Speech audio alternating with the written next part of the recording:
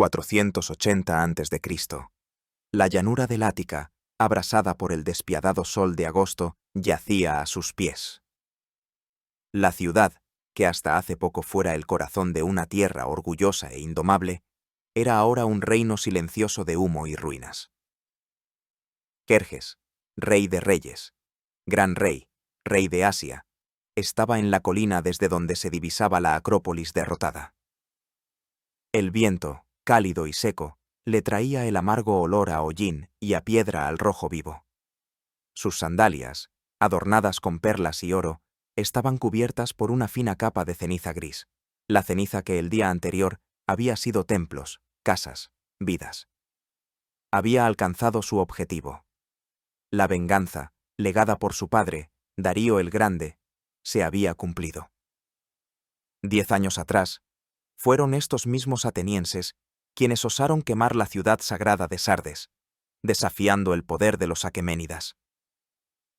10 años su padre preparó una respuesta, pero los audaces griegos humillaron a las armas persas en la costa de Maratón. Aquella herida, una herida no tanto militar como simbólica, había supurado en el corazón del imperio todos esos años. Y ahora, él, Jerjes, hijo de Darío, había borrado esa herida de la faz de la tierra. Atenas había caído. Sus dioses, cuyas moradas de mármol ahora ennegrecían contra el cielo azul, resultaron impotentes. A su alrededor reinaba un silencio, roto solo por el crepitar de las vigas que terminaban de arder y los gritos lejanos de los soldados que merodeaban por la ciudad desierta en busca de los últimos focos de resistencia o de un botín olvidado. Sus generales, los brillantes sátrapas y dignatarios, se mantenían a una distancia respetuosa, sin atreverse a interrumpir las reflexiones de su soberano. Veían en él al triunfador, al ejecutor de la voluntad de Ahura Mazda, al señor cuyo ejército, como un río devorador, había barrido del mapa a la arrogante polis. Pero, ¿qué sentía el propio Jerjes? ¿Satisfacción? Sí, sin duda. ¿Orgullo? Por supuesto. Pero bajo esas capas de triunfo, en lo más profundo de su alma, algo más se agitaba. Inquietud. Un presentimiento vago, apenas perceptible, de que esta victoria, por muy abrumadora que pareciera, no era el final, sino solo la mitad del camino. Miró hacia el oeste, donde más allá del horizonte, en una neblina azul, se adivinaba la isla de Salamina. Allí, según informaban los espías, había huido la flota griega y los restos de la población ateniense. Estaban atrapados, sus naves eran apenas un puñado de astillas en comparación con su armada, que contaba con más de 1000 trirremes y galeras de combate. El desenlace parecía predeterminado. Y sin embargo, algo no estaba bien. Esos griegos. Se había topado con su loca obstinación en el estrecho desfiladero de las Termópilas, donde un puñado de guerreros detuvo durante 3 días a todo su ejército de tierra de cientos de miles de hombres. Había visto su fanática determinación cuando prefirieron quemar su ciudad más grande y hacerse a la mar antes que inclinar la cabeza. No luchaban según las reglas, no entendían el lenguaje de la fuerza, que era claro para todos los demás pueblos desde el Indo hasta el Nilo. No valoraban sus vidas como las valoran las personas razonables, y eso los hacía impredecibles. Jerjes inspiró profundamente el aire caliente e impregnado de ceniza. Estaba en la cima del mundo, soberano del mayor imperio que la humanidad había conocido. Tenía solo 38 años. Toda la vida parecía estar por delante, una vida llena de gloria y poder ilimitado. Aún no sabía que este punto, este instante de triunfo en la colina, con vistas a una Atenas en llamas, era el cenit de su destino. No sospechaba que en pocos días, en los estrechos de Salamina, le esperaba una catástrofe que cambiaría para siempre el curso de la historia. No podía prever que su nombre para el mundo occidental se convertiría en sinónimo de tiranía y soberbia, y que su imagen sería distorsionada hasta quedar irreconocible, convertida en una caricatura del déspota oriental. Era solo un hombre, de pie en la cima, sin ver el abismo que se abría a sus pies. Y ese abismo ya comenzaba a arrastrar a su flota, a su ejército, a su legado. La historia se preparaba para dictar su veredicto, y sería severo. La cuenta atrás había comenzado. Antes de que la sombra de Jerjes caiga sobre la Hélade, debemos comprender la naturaleza de la luz que proyectaba esa sombra. Porque Jerjes no surgió de la nada. Fue el producto, el heredero y, en cierto modo, el rehén del mundo creado por su padre, Darío I, apodado el Grande. Entender a Jerjes sin entender a Darío es como intentar leer un libro empezando por la mitad. El imperio que heredó el futuro conquistador de Atenas no era una mera acumulación de tierras conquistadas. Era un organismo complejísimo, revolucionario para su tiempo, una maravilla del pensamiento administrativo e ideológico, construido por el genio y la voluntad de hierro de un solo hombre. Darío no era el heredero directo del fundador del imperio, Ciro el Grande. Fue un usurpador, aunque de una rama lateral de la dinastía aqueménida. Su camino al trono se abrió paso a través de sangre, intrigas y guerra civil. En el 522 a.C., tras la muerte del hijo de Ciro, Cambises II, el poder en el imperio fue tomado por un mago llamado Gaumata, que se hacía pasar por otro hijo de Ciro, Bardilla, quien en realidad había sido asesinado en secreto. Este impostor gobernó durante varios meses hasta que un grupo de 7 nobles aristócratas persas, liderados por el joven y ambicioso Darío, organizó una conspiración. Irrumpieron en el palacio y mataron a Gaumata. Este momento fue un punto de inflexión. Darío, apoyándose en su linaje y en el favor divino que proclamó, ascendió al trono. Pero el imperio no lo recibió con los brazos abiertos. Casi todas las satrapías, las enormes provincias desde Egipto hasta Bactria, se rebelaron. El primer año del reinado de Darío fue un incendio continuo. Libró 19 grandes batallas, sofocando revueltas, ejecutando a falsos reyes y recomponiendo el imperio que se desmoronaba. Fue precisamente esta experiencia, la experiencia del caos y la desintegración, la que definió toda su política posterior. Darío comprendió que gobernar un territorio tan colosal, habitado por decenas de pueblos diferentes, que hablaban distintas lenguas y adoraban a distintos dioses, era imposible solo con la fuerza bruta. La fuerza era el cimiento, pero el edificio del imperio requería materiales más sutiles. Y comenzó a construir. Su primera y principal reforma fue la división administrativa. Dividió el imperio en aproximadamente 20 satrapías. Al frente de cada una había un sátrapa, que no era un simple gobernador, sino prácticamente un virrey. Era responsable de la recaudación de impuestos, la justicia, el orden interno y el reclutamiento de tropas. Pero Darío era demasiado inteligente para confiar en una sola persona. Creó un sistema de pesos y contrapesos. Junto al sátrapa, en la provincia, había un comandante militar independiente de él que respondía directamente al rey. Y a ambos los vigilaba un tercer hombre, el secretario real, jefe de la Cancillería secreta, cuyos agentes, conocidos como los oídos y ojos del rey, permeaban toda la estructura administrativa, informando a la capital de todo lo que ocurría en las provincias. Este sistema de poder triple, civil, militar y fiscal de espionaje, fue una invención genial que permitía controlar vastos territorios y prevenir el separatismo. A continuación, Darío ordenó lo que constituye la sangre de cualquier estado: los impuestos. Antes de él, los pueblos sometidos pagaban tributo de forma irregular, a menudo en especie. Darío introdujo un sistema fiscal claro. Cada satrapía, en función de su riqueza y la fertilidad de sus tierras, debía pagar al tesoro una suma estrictamente definida en plata y oro. Babilonia, la provincia más rica, pagaba 1000 talentos de plata al año. Egipto, 700 talentos, sin contar el grano, para abastecer al ejército persa. Esta estandarización llenó el tesoro y permitió financiar proyectos grandiosos. Para facilitar el comercio y la recaudación de impuestos, Darío introdujo una moneda única, el dárico de oro, una moneda de pureza casi absoluta que se convirtió en una especie de dólar de la antigüedad y era aceptada desde Grecia hasta la India. Pero un imperio no se mantiene unido solo con funcionarios e impuestos. se mantiene unido con caminos, y Darío creó uno de los mayores sistemas de comunicación del mundo antiguo, el Camino Real. Se extendía a lo largo de 2.700 kilómetros desde Susa, una de las capitales, hasta Sardes, en la costa del mar Egeo. Cada 20 o 30 kilómetros se construyeron posadas, es decir, estaciones donde los correos reales podían cambiar de caballo. Gracias a este sistema, llamado Angarión, un mensaje de Sardes a Susa podía ser entregado en solo 7 días, mientras que una caravana normal necesitaba 3 meses para ello.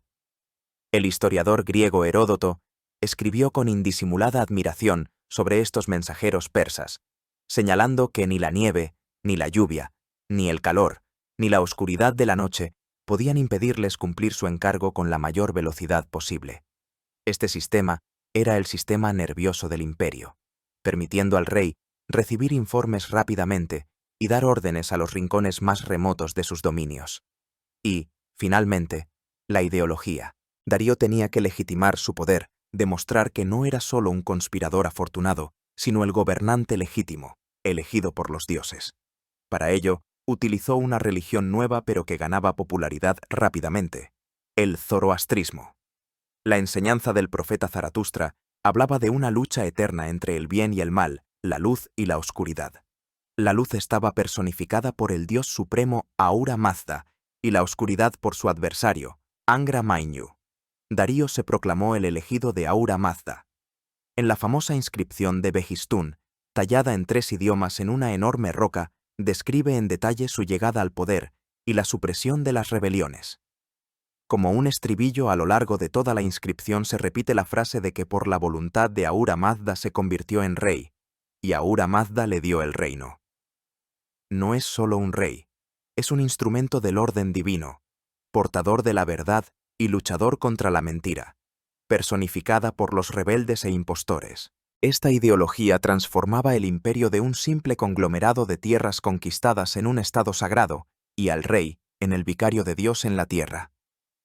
Al mismo tiempo, Darío, como Ciro antes que él, mostraba tolerancia religiosa. No impuso el zoroastrismo a los pueblos sometidos, permitiendo a los babilonios rezar a Marduk y a los egipcios a Amon-Ra. Entendía que la lealtad se podía comprar permitiendo a la gente conservar sus dioses y costumbres.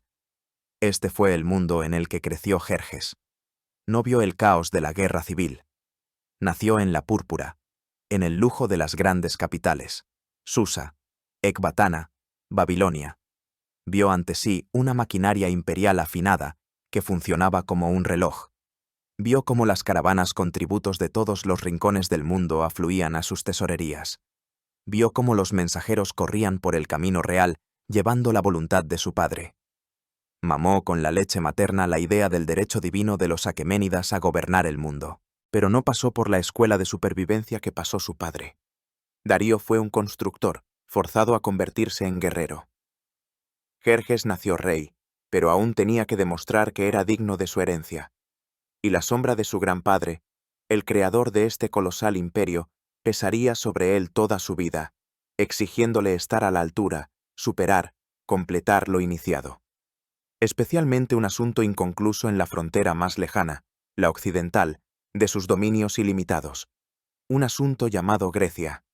Antes de convertirse en el martillo que se abatiría sobre la Hélade, el joven Jerjes tuvo que superar una prueba de fuego dentro de su propia familia y su propia corte.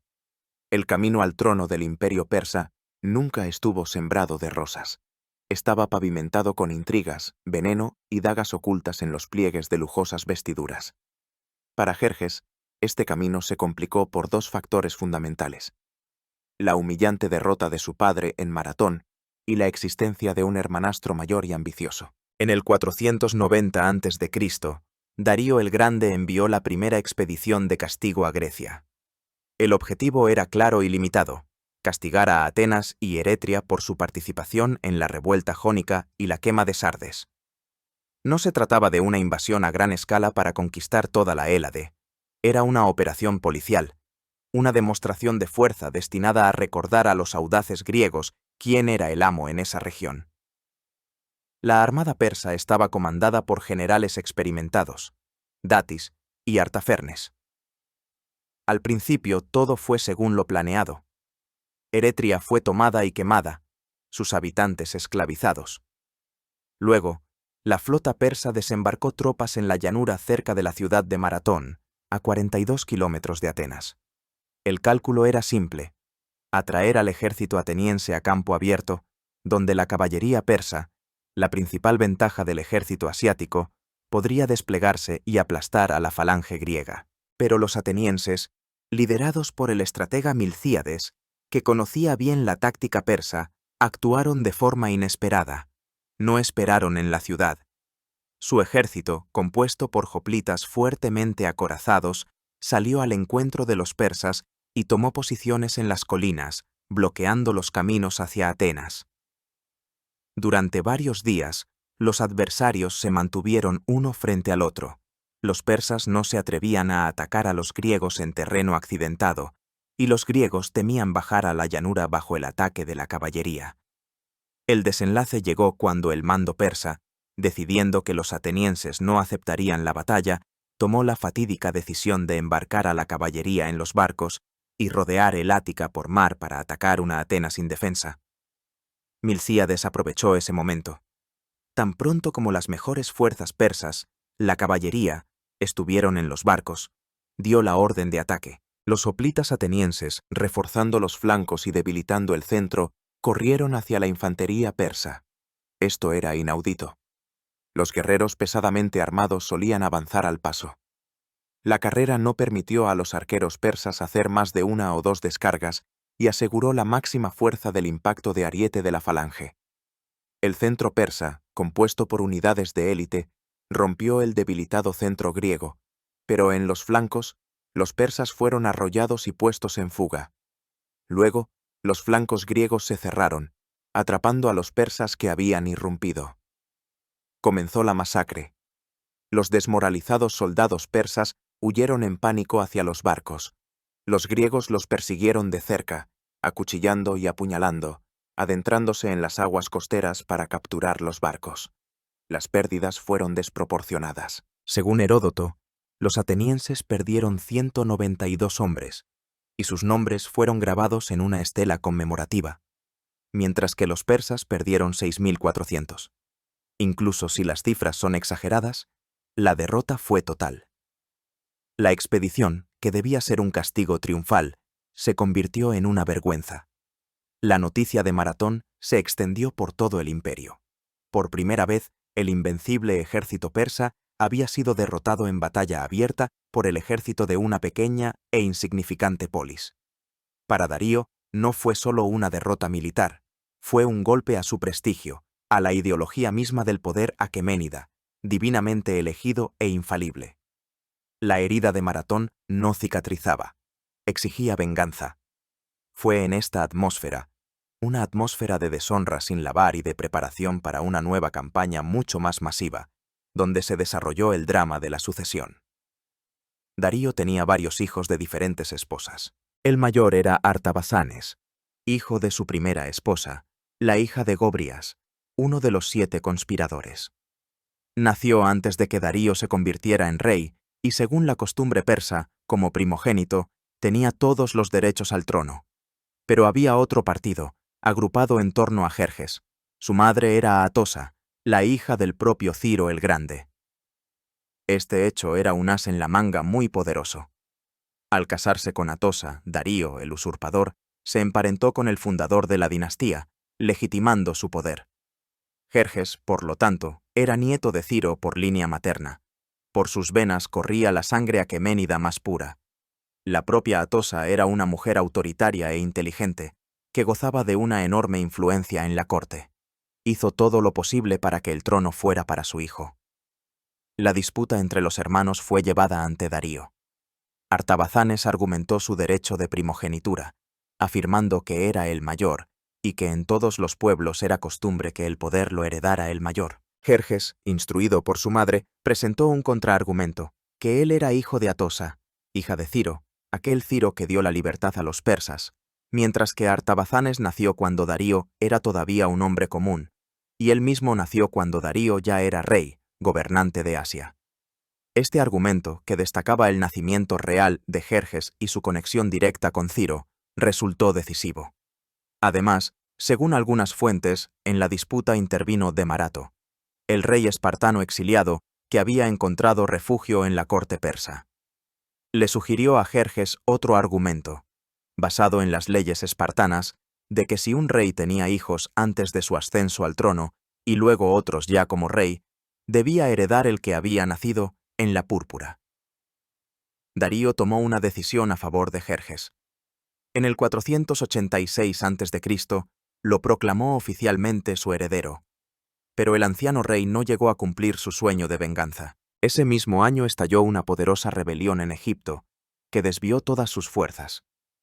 Y poco después, Darío el Grande, que había gobernado durante 36 años y creado el mayor imperio del mundo, murió.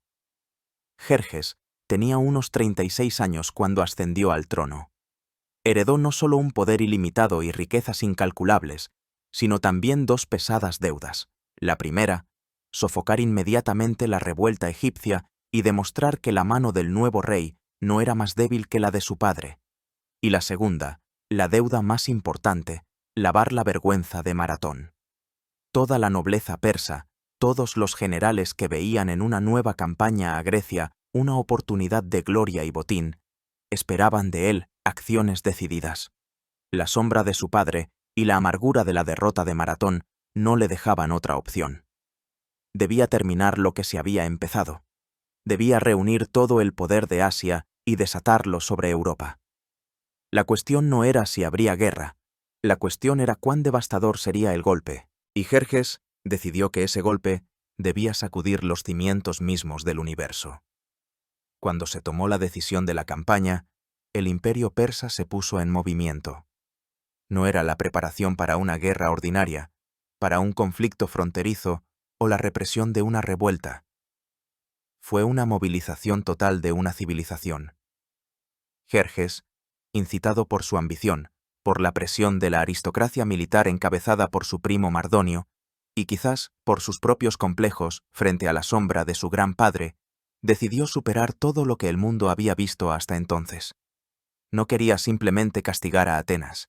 Quería absorber Grecia, incorporarla a su imperio, borrar la idea misma de una Hélade independiente y asegurar para siempre sus fronteras occidentales. Para ello se requerían fuerzas nunca vistas en la historia de la humanidad. La preparación duró 4 años completos, del 484 al 481 a.C. Primero, Jerjes fue personalmente a Egipto y reprimió brutalmente la rebelión, mostrando al imperio que un cambio de poder no significaba debilidad. Luego regresó a Susa, y los gigantescos engranajes de la maquinaria imperial comenzaron a girar con un estruendo ensordecedor. Los mensajeros corrieron por el camino real hacia todas las satrapías, desde las heladas estribaciones del Hindú Kush hasta las ardientes arenas de Nubia, llevando el decreto real: preparar guerreros, barcos y provisiones. La escala de esta empresa asombra la imaginación incluso hoy. Heródoto, nuestra principal, aunque no siempre imparcial fuente, estima el ejército de tierra de Jerjes en 1.700.000 guerreros y el número total de personas, incluyendo la flota y el personal de servicio, en 5 millones. Los historiadores modernos consideran estas cifras enormemente exageradas y poco realistas desde el punto de vista logístico. Estimaciones más ponderadas hablan de 200 a 300.000 soldados y una cantidad similar de personal de apoyo. Pero incluso, esta cifra era colosal para el mundo antiguo. Ningún ejército antes había alcanzado tal tamaño. Era verdaderamente un ejército de 100 pueblos. En sus filas marchaban persas y medos, que constituían el núcleo del ejército, con sus tiaras de fieltro, túnicas de colores y armaduras de escamas, armados con lanzas cortas, grandes escudos de mimbre y potentes arcos. Junto a ellos caminaban asirios con cascos de bronce, cisios y bactrianos, cuyos arcos de caña infundían terror a sus enemigos. De la lejana India llegaron destacamentos con ropas de algodón, armados con arcos de bambú y flechas de hierro. Árabes en camellos, rápidos como caballos. Etíopes vestidos con pieles de leopardo y león, con sus cuerpos pintados mitad con tiza, mitad con cinabrio, armados con arcos de palma y puntas de piedra. Libios con armaduras de cuero y lanzas endurecidas al fuego, tracios con gorros de piel de zorro, escitas con sus temibles hachas de batalla, las ságaris. No era solo un ejército, era una exposición etnográfica de toda Asia y África subyugadas, la encarnación viva del poder y la inmensidad del imperio aqueménida. La élite de este ejército era el cuerpo de 10.000 inmortales. Recibieron su nombre no porque fueran invulnerables, sino porque su número siempre permanecía constante. El lugar de cada guerrero muerto o enfermo era ocupado inmediatamente por uno nuevo.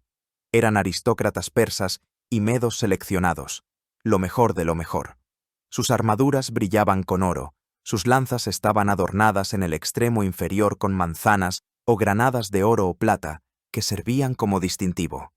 Les seguía un enorme tren de bagajes con sus concubinas y sirvientes, transportando comida especial en camellos. La presencia de los inmortales en el campo de batalla significaba que el propio rey estaba cerca. Simultáneamente a la reunión del ejército de tierra, en los astilleros de Fenicia, Egipto, Chipre y las ciudades griegas de Jonia se construía y equipaba una flota.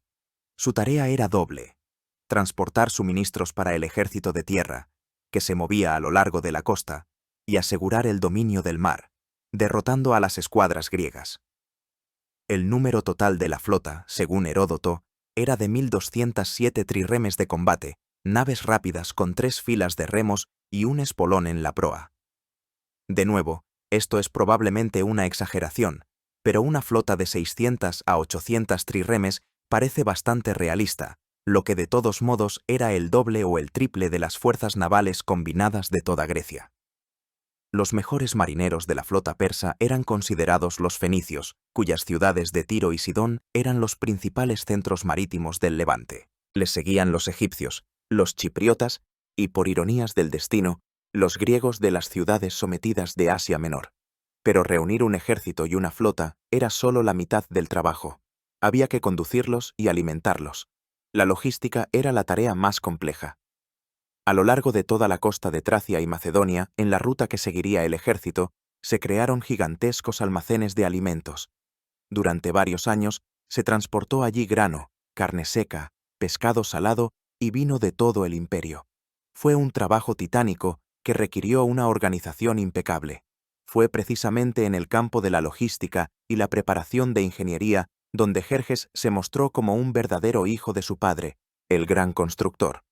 Ordenó la realización de 2 proyectos de ingeniería que debían demostrar su poder ilimitado no solo sobre los hombres, sino también sobre la propia naturaleza. El primer proyecto fue un canal a través del istmo de Athos. 10 años antes, la flota de Mardonio, intentando rodear la península de Athos, se vio atrapada en una terrible tormenta, y unas 300 naves se estrellaron contra las rocas. Para evitar que se repitiera esta catástrofe, Jerjes ordenó cavar un canal lo suficientemente ancho como para que pasaran 2 trirremes a la vez. Durante 3 años, miles de trabajadores, reclutados de toda la región, cavaron la tierra bajo los latigazos de los capataces. Heródoto señala que los fenicios, los ingenieros más experimentados, cavaron una zanja que se ensanchaba hacia arriba para evitar derrumbes, mientras que otros pueblos cavaron paredes verticales que se desmoronaban constantemente.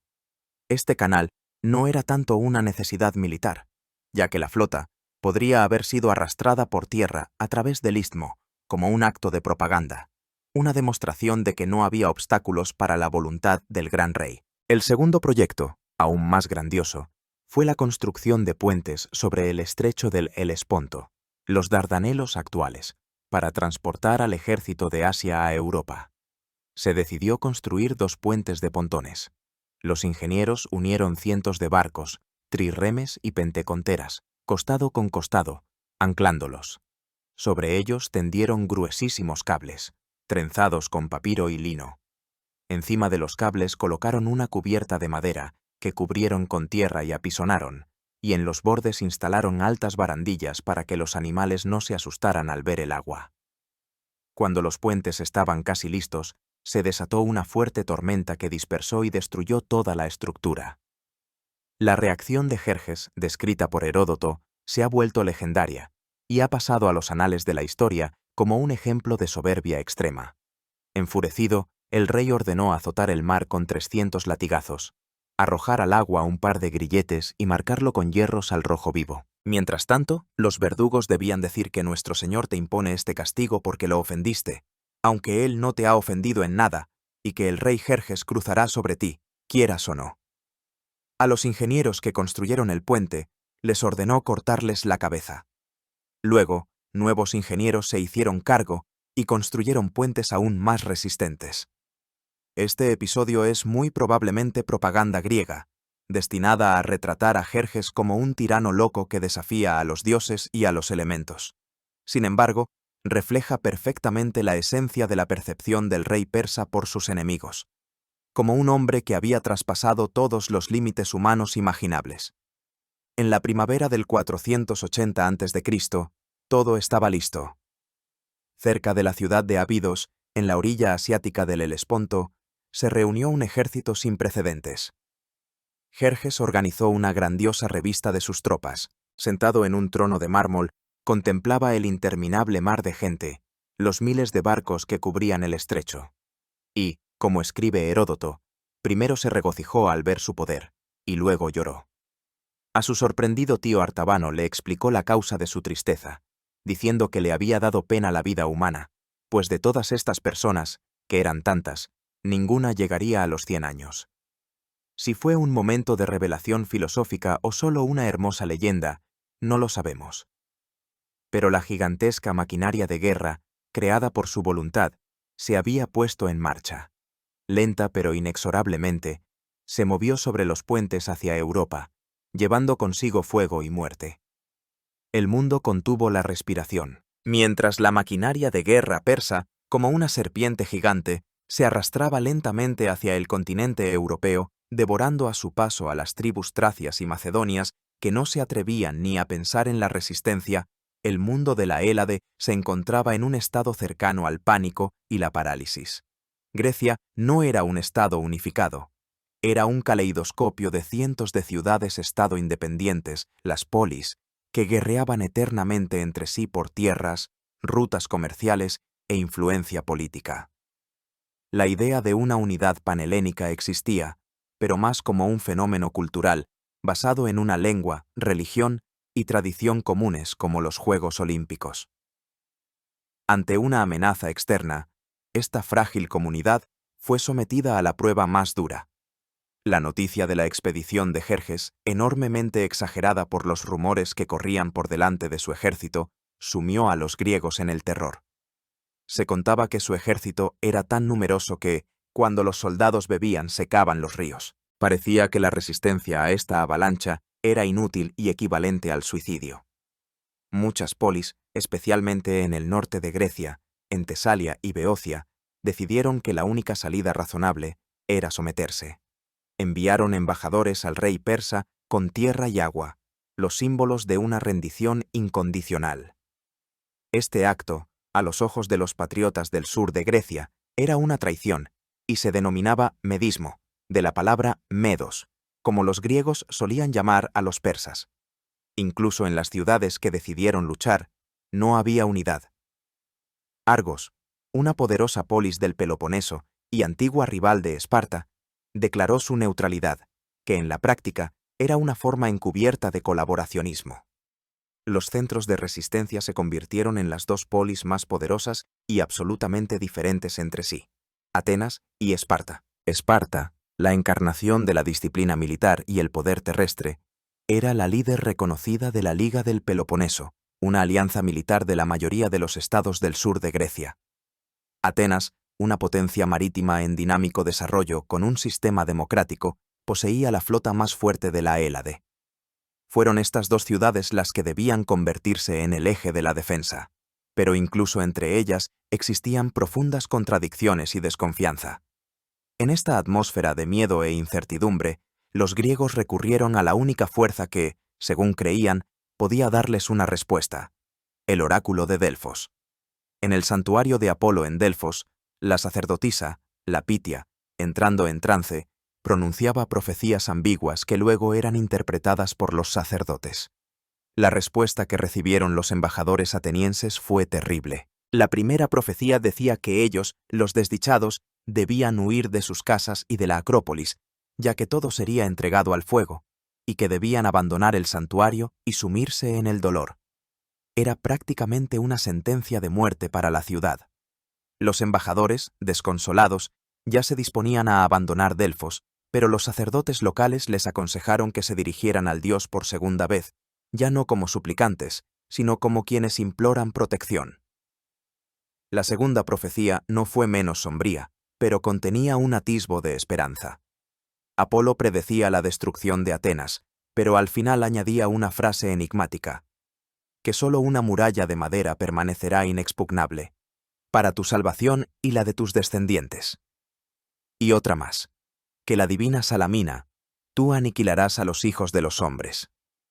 ¿Qué significaban esas murallas de madera? En Atenas se desataron acalorados debates. Los ancianos y los conservadores creían que se refería a la antigua valla de madera que una vez rodeó la Acrópolis. Instaban a fortalecerla y a mantener la defensa en el sagrado centro de la ciudad. Pero otro hombre tenía una interpretación diferente. Su nombre era Temístocles. Temístocles fue, quizás, el político más genial y sin escrúpulos de la historia de Atenas. No pertenecía a la vieja aristocracia, era un hombre nuevo, que lo había logrado todo gracias a su ingenio, su talento oratorio y una increíble clarividencia. Varios años antes de la invasión persa, cuando se descubrió un nuevo y rico yacimiento de plata en las minas de Laurion, cerca de Atenas, todos los ciudadanos atenienses esperaban que ese dinero simplemente se repartiera entre ellos. Pero Temístocles convenció a la Asamblea Popular de que hiciera otra cosa. Declaró que Atenas estaba amenazada por su antiguo rival marítimo, la isla de Egina, y que con toda la plata se debía construir una nueva flota de 200 trirremes. Esta decisión, tomada bajo un pretexto esencialmente falso, salvó a Grecia. Temístocles, a diferencia de muchos, entendía que el resultado de la futura guerra con Persia no se decidiría en tierra, donde el ejército asiático tenía una ventaja abrumadora, sino en el mar. Fue Temístocles quien propuso una interpretación revolucionaria de la profecía. Declaró que las murallas de madera no eran la valla de la Acrópolis, sino los costados de nuestros barcos, y que Apolo los instaba a abandonar la ciudad y confiar su destino a la flota. Y las palabras sobre la divina Salamina, que aniquilará a los hijos de los hombres, las interpretó como una predicción de la victoria griega, ya que si se tratara de la muerte de los atenienses, el oráculo habría dicho, la aciaga Salamina. Convencer a los atenienses de que abandonaran su ciudad, sus casas, los templos de sus dioses y se hicieran a la mar fue una tarea increíblemente difícil. Requería una fuerza de voluntad y un don de persuasión sobrehumanos. Pero Temístocles lo consiguió. Se tomó una decisión sin precedentes. Todos los hombres aptos para el combate debían embarcar, y las mujeres, los niños y los ancianos debían ser evacuados a la ciudad de Trecén, en el Peloponeso, y a la isla de Salamina. Atenas estaba condenada a ser quemada, pero el pueblo ateniense, la polis ateniense, debía sobrevivir en las cubiertas de sus trirremes. Mientras tanto, en Corinto, se celebró un congreso de los estados griegos que habían decidido resistir. Se creó la Liga Helénica, y a pesar de que los atenienses proporcionaban la flota más grande, el mando supremo tanto en tierra como en mar se entregó a los espartanos, como los guerreros más prestigiosos de Grecia. Fue una decisión sabia que permitió evitar disputas. El plan inicial de defensa consistía en detener a los persas en el norte, en el estrecho desfiladero de Tempe, que conducía de Macedonia a Tesalia. Allí se envió un destacamento de 10.000 hoplitas. Pero, al llegar al lugar, los griegos se dieron cuenta de que el desfiladero se podía rodear. Mantener esa posición era inútil. El destacamento regresó, entregando sin luchar todo el norte de Grecia. Quedó claro que se necesitaba una nueva línea de defensa. La elección recayó en el lugar más estrecho de Grecia central, el desfiladero de las Termópilas.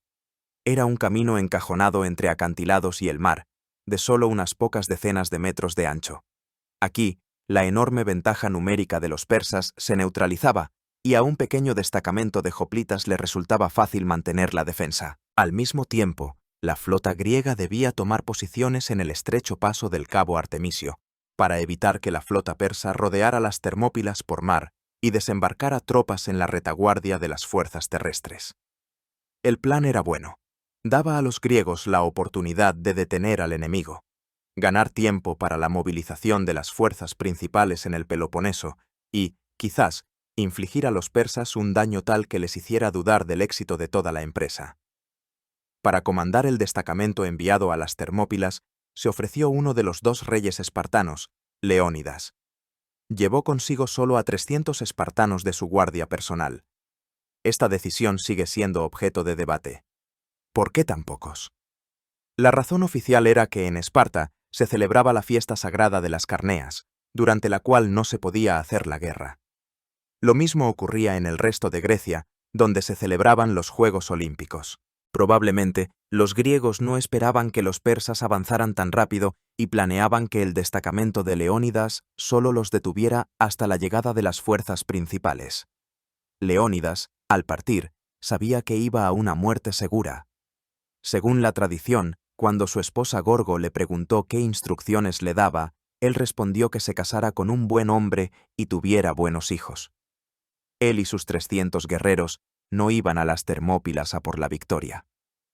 Iban allí a morir y, con su ejemplo, mostrar al resto de la Hélade qué es el deber, y que incluso contra un enemigo invencible se puede y se debe luchar. Así pues, el escenario estaba preparado. 2 civilizaciones, 2 filosofías militares estaban a punto de enfrentarse en un combate decisivo. Por un lado, un ejército gigantesco y multinacional, obediente a la voluntad de un solo hombre, que encarnaba el orden y el poder despótico. Por otro, un puñado de ciudadanos desunidos pero libres, que defendían su tierra y su modo de vida. El resultado de esta lucha estaba lejos de estar decidido. En la historia de las guerras, hay batallas que conquistan territorios y hay batallas que conquistan almas. La batalla de las Termópilas pertenece a la segunda categoría. Desde un punto de vista militar, fue un enfrentamiento de retaguardia insignificante que terminó con la derrota total de las fuerzas griegas. Pero desde el punto de vista de la moral, la propaganda y la creación de un mito nacional, se convirtió en uno de los acontecimientos más significativos de la historia de la civilización occidental. Fue un acto de suicidio colectivo en nombre de la libertad que definió para siempre la idea del valor espartano y el heroísmo griego. Cuando el destacamento de Leónidas llegó al desfiladero de las Termópilas, no contaba solo con 300 espartanos. El número total de fuerzas griegas era de unos 7.000 hombres. Además de los espartanos, había guerreros de otras ciudades del Peloponeso, tegeatas, mantineos, orcomenios, así como focios, locrios y unos 700 tespios y 400 tebanos de Beocia. La presencia de los tebanos era dudosa. Su ciudad se inclinaba por una alianza con Persia, y Leónidas, en esencia, los mantenía como rehenes. Sin embargo, era una fuerza considerable, capaz de bloquear el estrecho paso durante mucho tiempo. El propio desfiladero era una posición defensiva ideal. El camino por el que debía pasar el ejército persa tenía, en su punto más estrecho, la anchura de un solo carro. Los griegos reconstruyeron una antigua muralla focia que bloqueaba el paso y se prepararon para la defensa. Leónidas situó a sus espartanos, los mejores guerreros de Grecia, en el centro.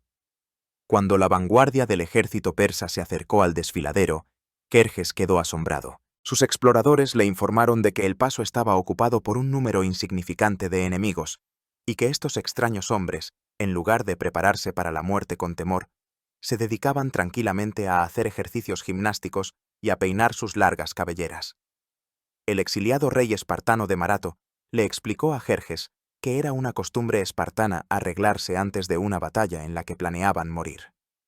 Jerjes lo consideró una bravuconada y esperó 4 días, creyendo que los griegos recapacitarían y huirían al ver sus innumerables hordas.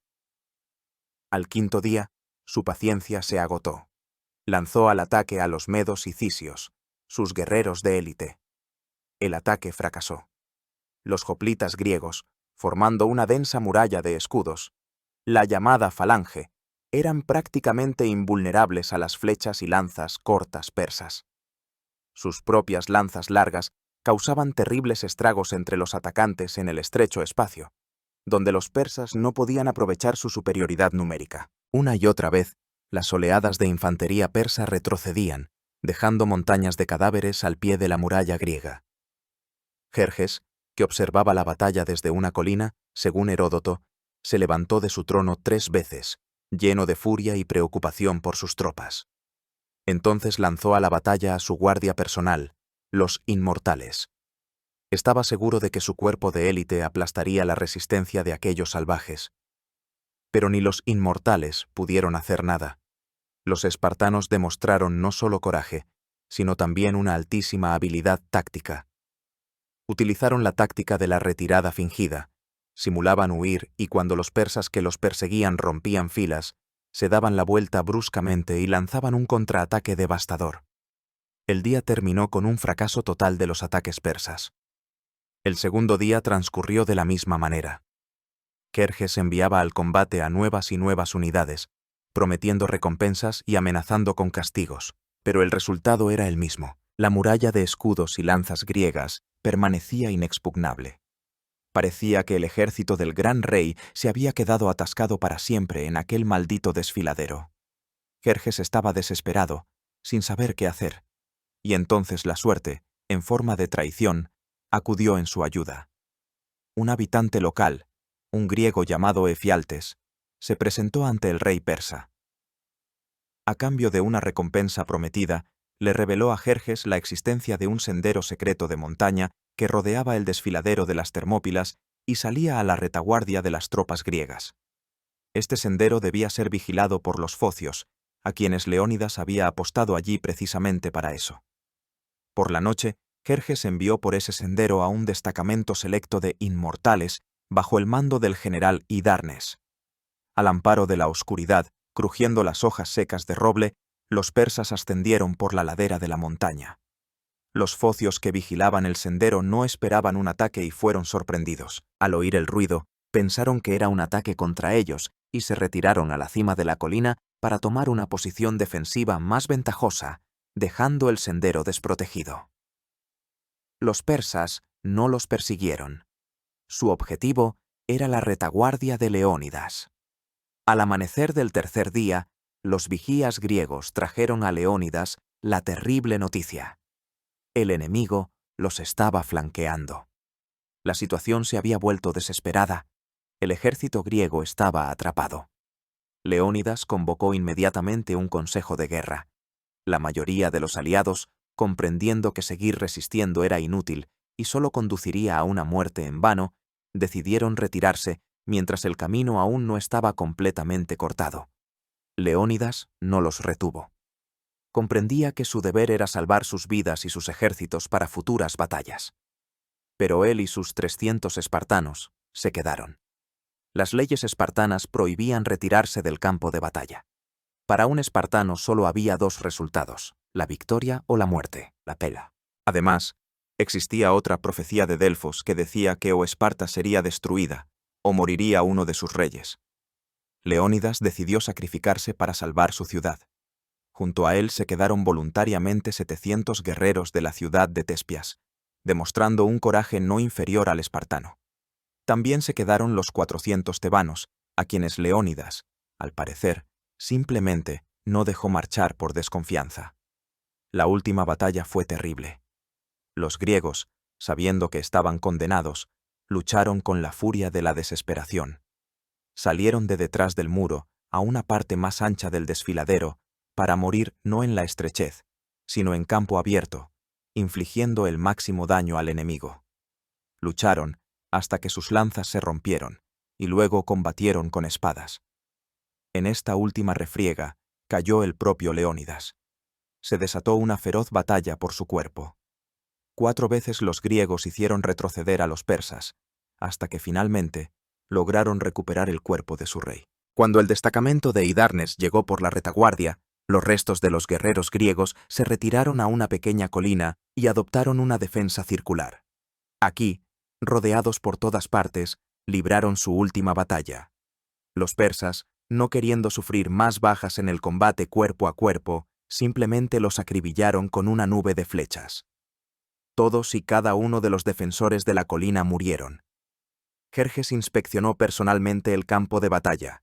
Quedó impresionado por las pérdidas que había sufrido para derrotar a aquel diminuto destacamento. Enfurecido, ordenó encontrar el cuerpo de Leónidas, cortarle la cabeza y empalarla.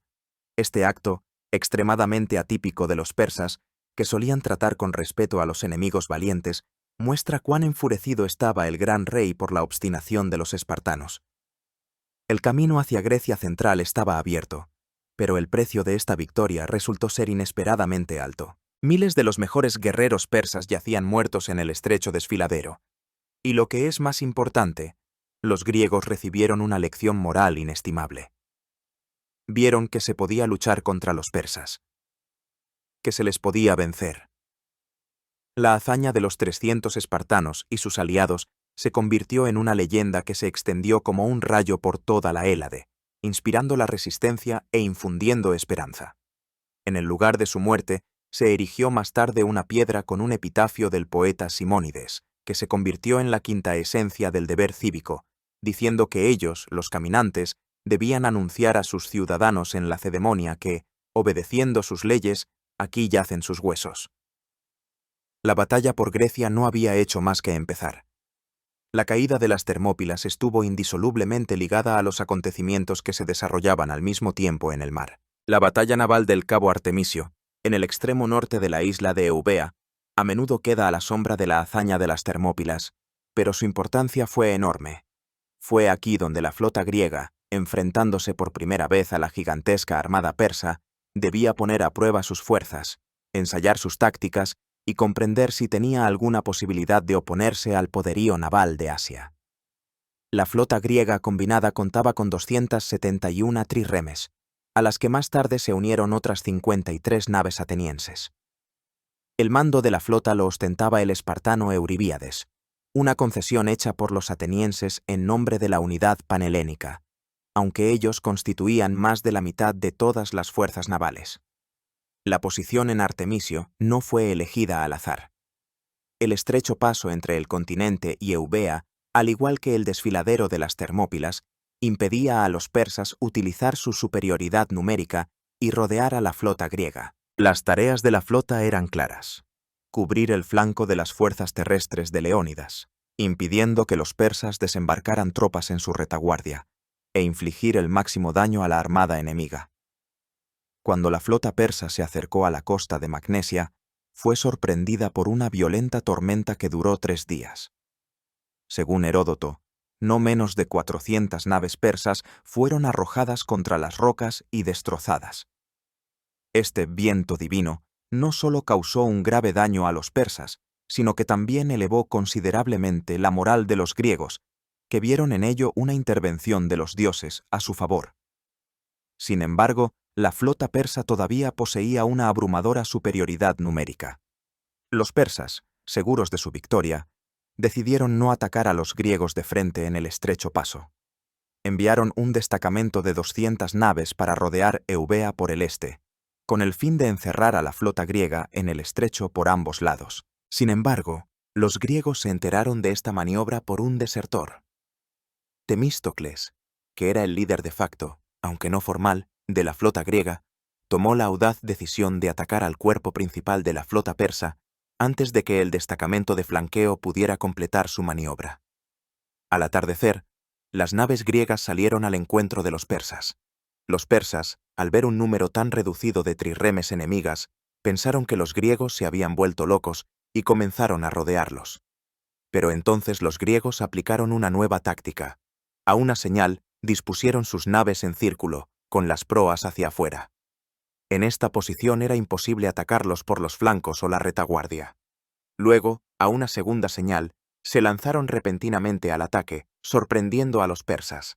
En un breve enfrentamiento, los griegos, cuyas naves eran más pesadas y tenían espolones más resistentes, y cuyos guerreros en cubierta estaban mejor armados, Capturaron 30 naves enemigas e infligieron un daño considerable a los persas antes de retirarse a sus posiciones al anochecer. La primera prueba de fuerza demostró que los griegos podían luchar con éxito contra un enemigo numéricamente superior gracias a una mejor táctica y entrenamiento. Esa misma noche se desató otra fuerte tormenta en el mar, que causó un daño especialmente grave al destacamento persa que rodeaba a Eubea. Muchas de sus naves fueron arrojadas contra la costa rocosa.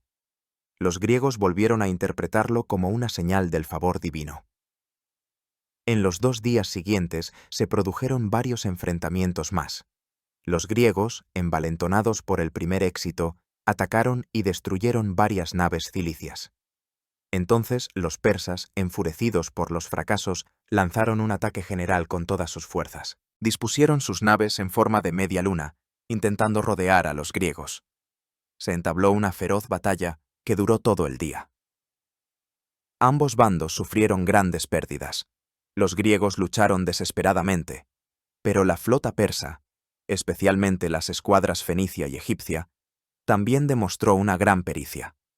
Al final del día, aunque los griegos mantuvieron sus posiciones, su flota estaba seriamente dañada. La mitad de las naves atenienses estaban averiadas y necesitaban reparación.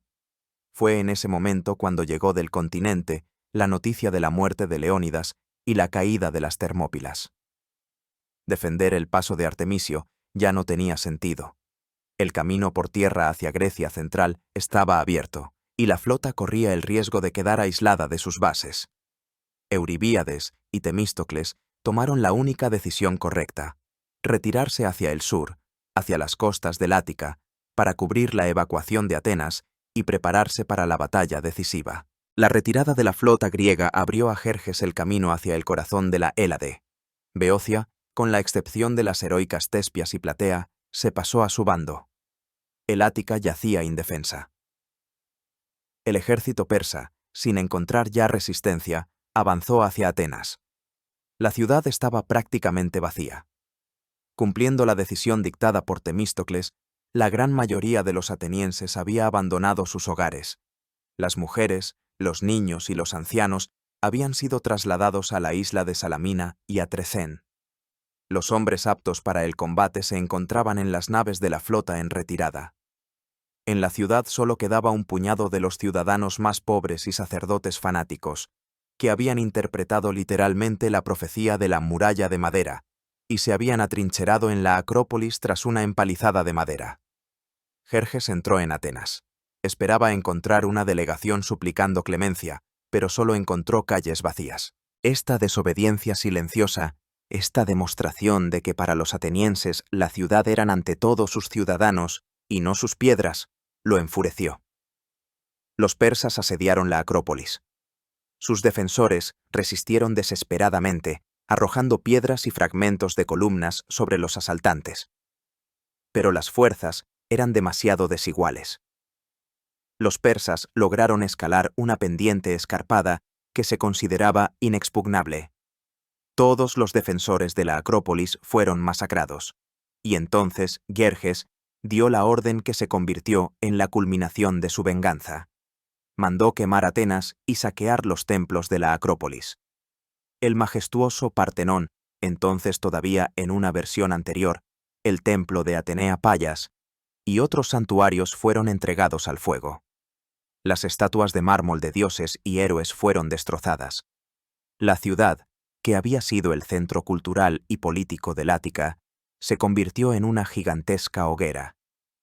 Para Jerjes, fue un acto de triunfo supremo. La ofensa infligida a los persas con la quema de Sardes había sido vengada con creces. Envió un mensajero a Susa con la noticia de su mayor victoria. De pie en la misma colina desde la que contemplaba la ciudad en llamas, Jerjes, quizás, creía que la guerra estaba casi ganada. El principal enemigo había sido derrotado y humillado. Su ejército controlaba la mayor parte de Grecia al norte del istmo de Corinto. Su flota dominaba el mar. Solo quedaba destruir los restos de la flota griega, atrapada, según él creía, en el estrecho de Salamina, y toda la Hélade caería a sus pies. Estaba en la cima del poder.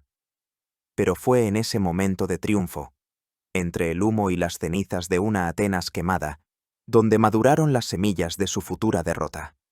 Subestimó a su principal adversario, no al rey espartano ni al estratega ateniense, sino a la propia naturaleza del espíritu griego que, como la mítica Hidra, solo se hacía más fuerte con las heridas que se le infligían. La quema de Atenas fue el punto culminante, pero no el final, de la invasión persa.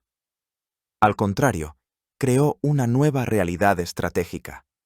Las principales fuerzas terrestres griegas, en su mayoría peloponesios bajo el mando de los espartanos, se retiraron al istmo de Corinto, una estrecha franja de tierra que une el Peloponeso con el resto de Grecia. Comenzaron a construir apresuradamente una muralla de mar a mar, con la intención de convertir la península en una fortaleza inexpugnable. Para ellos, la guerra, en esencia, había terminado. Habían salvado sus tierras y estaban dispuestos a sacrificar el resto de Grecia. Pero para los atenienses, cuya tierra estaba ocupada y su ciudad quemada, tal resultado era inaceptable. Todo su destino estaba ahora ligado a la flota, que junto con las naves de los aliados se encontraba en el estrecho de la isla de Salamina, literalmente a pocos kilómetros de las humeantes ruinas de su patria. Y aquí, en el campamento griego, estallaron agrias disputas que casi llevaron al colapso de la coalición. Los comandantes peloponesios, encabezados por el navarca espartano Euribíades, exigían la retirada inmediata de la flota hacia el istmo de Corinto. Su lógica era simple: si sufrían una derrota en Salamina, todos los marineros quedarían atrapados en la isla y serían aniquilados. Pero si luchaban en el istmo, en caso de fracaso, la flota podría apoyar al ejército de tierra y los guerreros tendrían a dónde retirarse. Temístocles se opuso categóricamente. Él entendía lo que los espartanos no veían: alejar la flota de Salamina significaba perder la guerra.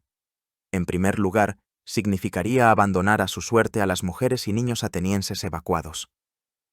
En segundo lugar, y lo más importante, una batalla en mar abierto cerca del istmo sería un suicidio. Allí, la flota persa, gracias a su número y a la velocidad de las mejores naves fenicias, podría aprovechar su ventaja, rodear y destruir a los griegos. La única oportunidad de victoria, argumentaba Temístocles, era dar batalla en el estrecho de Salamina. Allí, la estrechez no permitiría a los persas desplegar todas sus fuerzas a la vez, les privaría de capacidad de maniobra y convertiría la batalla en una serie de enfrentamientos dispersos, donde la ventaja sería para las naves griegas más pesadas y los hoplitas mejor armados en sus cubiertas. La disputa llegó a un punto crítico. En un momento dado, un enfurecido Euribíades levantó su bastón para golpear a Temístocles. El ateniense, sin inmutarse, pronunció su famosa frase de que podía golpearle, pero debía escucharle. Con gran dificultad, Temístocles logró convencer a los aliados de que se quedaran, pero su determinación era frágil. Cualquier mala noticia podría hacer que se marcharan. Al mismo tiempo, en el campamento persa también se celebraba un consejo de guerra. La mayoría de los generales de Jerjes ansiaban atacar de inmediato y destruir la flota griega. La única voz de la razón fue la de Artemisia, gobernante de Caria y una de las mejores comandantes navales del ejército persa. Aconsejó a Jerjes no arriesgarse, no entrar en combate en condiciones desfavorables. Sugirió o bien bloquear a los griegos y esperar a que se les acabaran los víveres y comenzaran las disputas en su campamento, o bien mover la flota y el ejército hacia el Peloponeso, y entonces, en su opinión, la flota griega se desintegraría por sí sola, ya que cada contingente se apresuraría a defender su propia ciudad. Jerjes la escuchó con respeto, pero rechazó su consejo.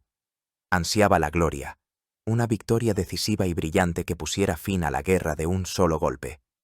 Confiaba en su superioridad numérica y consideraba a los griegos atrapados en una trampa. Dio la orden de prepararse para el ataque. Y entonces, Temístocles hizo su jugada más genial y arriesgada. Se dio cuenta de que era casi imposible mantener a los aliados en Salamina, y decidió hacer que no tuvieran más opción que luchar.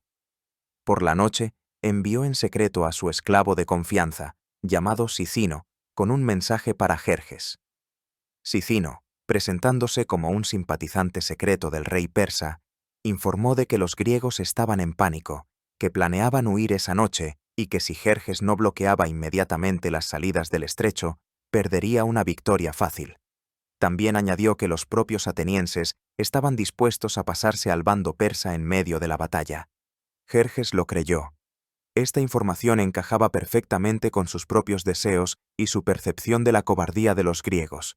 Inmediatamente ordenó a su flota tomar posiciones de combate y bloquear completamente el estrecho de Salamina por ambas salidas. La escuadra egipcia fue enviada a cerrar la salida occidental, mientras que las fuerzas principales de naves fenicias y jonias se alinearon en la entrada oriental. En el pequeño islote de Psitalea, situado justo en el estrecho, Jerjes desembarcó un destacamento de infantería para rematar a los marineros griegos supervivientes y salvar a los suyos. Él mismo, seguro de un triunfo inminente, mandó colocar su trono de oro en la ladera del monte Egaleo, desde donde tenía una vista perfecta de la futura batalla. Se disponía a observar personalmente la aniquilación del enemigo. La artimaña de Temístocles funcionó a la perfección. Cuando al amanecer del 28 de septiembre del 480 a.C., los comandantes griegos se reunieron de nuevo en consejo para discutir la retirada, llegó Arístides, el acérrimo enemigo político de Temístocles, exiliado de Atenas, pero que había regresado ante el peligro común. Trajo la noticia de que, quisieran o no, tendrían que luchar, porque estaban rodeados. No había escapatoria. La trampa se había cerrado, pero la pregunta era, ¿quién había caído en ella? Con los primeros rayos de sol, la flota griega, tras entonar el himno ritual, el peán, avanzó al combate. Las naves persas, en una masa enorme, comenzaron a entrar en el estrecho. E inmediatamente su orden de batalla se rompió. Las naves de atrás empujaban a las de adelante, creando una increíble aglomeración y caos. Se estorbaban mutuamente para maniobrar. Los remos de unas naves se enganchaban con los de otras. Los griegos, en cambio, manteniendo la formación, atacaron. Sus pesadas trirremes, como toros acorazados, embestían los costados de las naves persas, más ligeras y maniobrables, pero menos resistentes. El arma principal de la trirreme era un espolón recubierto de bronce en la proa. Un capitán hábil debía golpear a la nave enemiga en el costado a toda velocidad, abriendo una brecha y rompiendo sus remos, para luego retroceder rápidamente antes de ser abordado. Los griegos eran maestros en esto. Además, en sus cubiertas había más hoplitas pesadamente armados, que en el combate de abordaje tenían una ventaja total sobre los arqueros e infantes persas, ligeramente armados. La batalla se convirtió en una gigantesca melé. En el estrecho, donde las olas eran agitadas por miles de remos y el aire se llenaba de gritos, del crujir de mástiles rotos y de los gemidos de los moribundos, la ventaja numérica de los persas se volvió en su contra. Su enorme flota se vio incapaz de desplegarse. Los griegos, en cambio, luchando en las costas de su patria, ante los ojos de sus familias, combatieron con una ferocidad sin precedentes. Una de las primeras en ser derrotada fue la escuadra de los fenicios, considerados los mejores marineros. Luego, los griegos se abalanzaron sobre las naves de los griegos jonios que luchaban del lado persa. Muchos de ellos lucharon a regañadientes, y algunos, según los rumores, incluso se pasaron al bando de sus compatriotas. Solo la reina Artemisia luchó heroicamente. En un momento dado, perseguida por una trirreme ateniense, para salvarse, embistió y hundió fríamente la nave de uno de sus propios aliados. Jerjes, que observaba desde la orilla sin entender la situación, se entusiasmó y exclamó que sus hombres se habían convertido en mujeres, y las mujeres en hombres. A mediodía, el resultado de la batalla estaba claro. La flota persa había sido derrotada. Tras perder, según diferentes estimaciones, entre 200 y 300 naves, mientras que los griegos perdieron 40, sus restos huyeron en pánico. El destacamento desembarcado en Psitalea fue completamente aniquilado por los hoplitas griegos que llegaron bajo el mando de Arístides. Para Jerjes fue una catástrofe. Desde la altura de su trono no vio un triunfo, sino la derrota total y la destrucción de su invencible armada. Su plan, que parecía tan impecable, se había derrumbado. Había perdido el dominio del mar. Ahora, su gigantesco ejército de tierra, en un país extraño y hostil, se encontraba amenazado. La flota griega podía navegar hacia el Helesponto y destruir los puentes, cortándole el camino de retirada. La leyenda cuenta que en ese momento, Jerjes rasgó sus vestiduras. La mayor campaña de la historia se había convertido en la mayor humillación. La guerra aún no estaba perdida, pero su curso había cambiado irreversiblemente en las estrechas y ensangrentadas aguas del estrecho de Salamina. La derrota en Salamina fue para Jerjes el momento de la verdad. Ya no era el soberano todopoderoso ante el cual el mar se abría y las montañas se inclinaban. Era un general que había perdido la batalla decisiva, atrapado en las profundidades de territorio enemigo con un ejército enorme cuyas líneas de suministro estaban ahora amenazadas. El pánico comenzó a cundir en el campamento persa. El principal temor de Jerjes era que los griegos, envalentonados por la victoria, enviaran inmediatamente su flota al Helesponto para destruir los puentes y atrapar a todo su ejército en Europa. Este temor no era infundado. Temístocles realmente propuso tal plan, pero fue rechazado por los más cautelosos espartanos, que temían que una bestia, acorralada, luchara con aún más ferocidad. Jerjes necesitaba tomar una decisión, y rápido. Volvió a convocar un consejo de guerra, y de nuevo, la voz más sobria fue la de Mardonio. El ambicioso general, que había sido uno de los principales defensores de esta campaña, no se desanimó.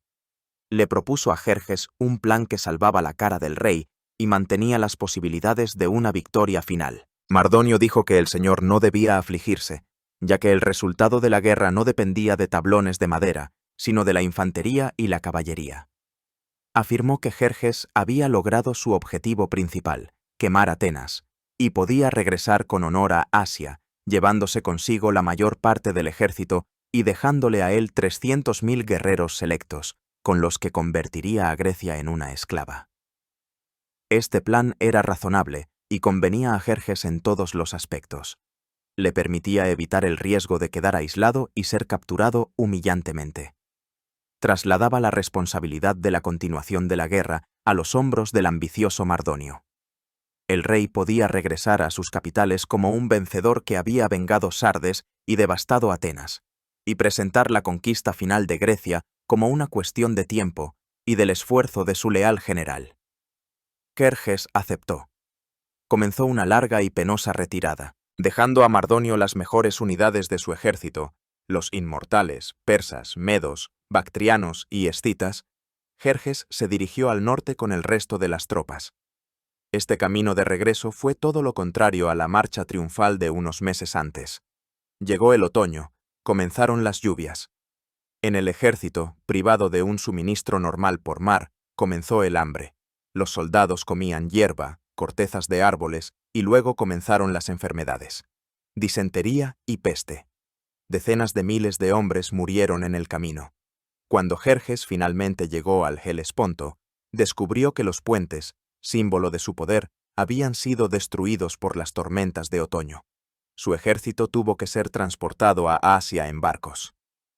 El regreso del gran rey a sus dominios fue ignominioso.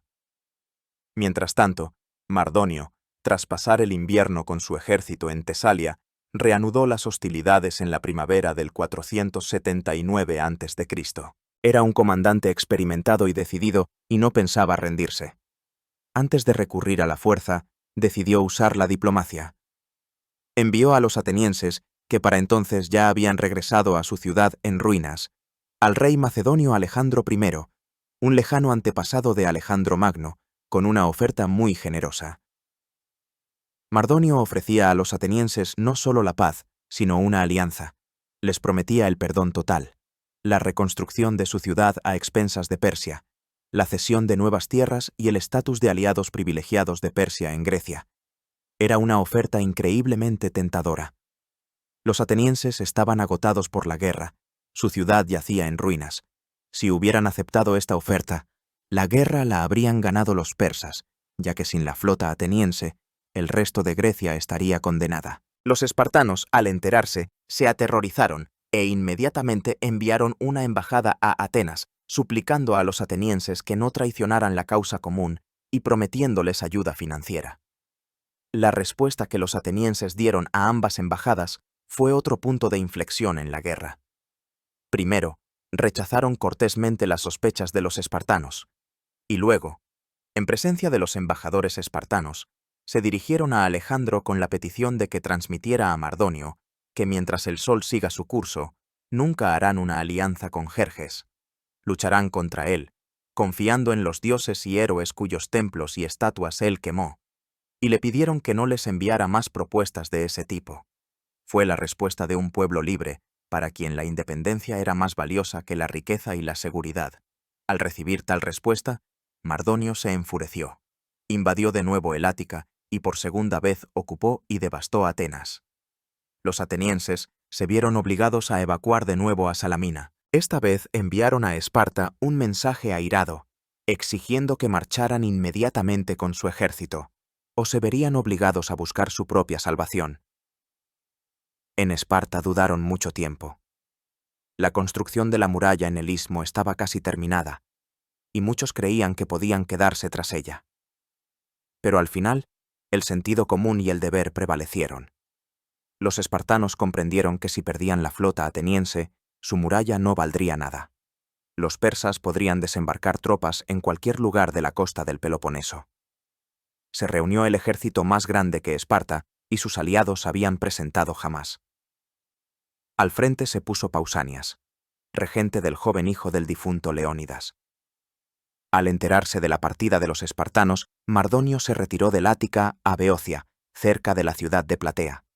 El terreno aquí era llano, ideal para la acción de su principal baza, la caballería persa. Aquí decidió dar a los griegos una batalla general. Hacia el campo de Platea convergieron todas las fuerzas de la Hélade. El número total del ejército griego era, según diferentes estimaciones, de 80 a 110.000 hombres.